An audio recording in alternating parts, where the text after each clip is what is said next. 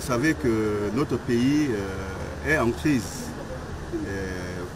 Pendant ces derniers temps, nous avons eu un sujet, c'est un sujet français, qui s'appelle M. Guignolo, Juan Remy. Depuis qu'il est à Bangui, nous ne savons pas ce qu'il fait exactement.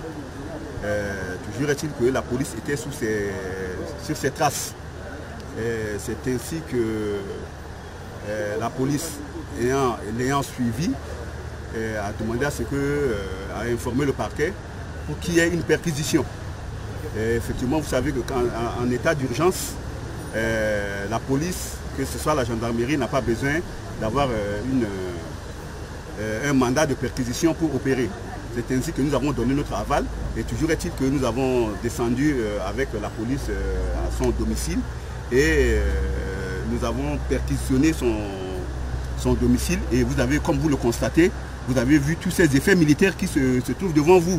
Vous avez les tenues, vous avez les armes de guerre, vous avez les munitions de guerre, vous avez des outils informatiques, vous avez un plan de la ville de Bangui. D'après les informations que nous avons reçues, puisque pour l'instant nous sommes en train de mener des investigations, voilà les pièces à conviction que nous avons. Mais d'après les informations que nous avons reçues, ce monsieur est arrivé à Bangui depuis 2013. C'est un militaire qui est un militaire français qui serait à la retraite.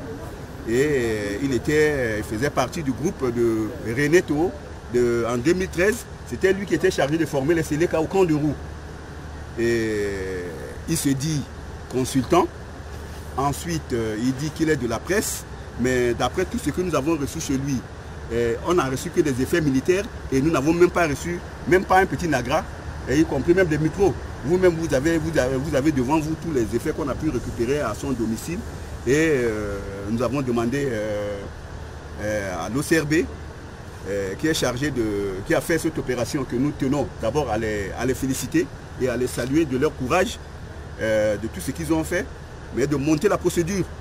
Et nous avons même demandé à ce qu'il puisse appeler son avocat. Il a dit qu'il a donné déjà le nom de son avocat. Nous allons d'un moment à l'autre appeler son avocat pour venir l'assister.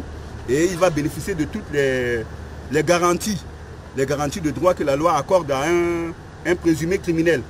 Et pour l'instant, il bénéficie de la présomption d'innocence, mais vous voyez tous les effets de guerre que ce monsieur dispose.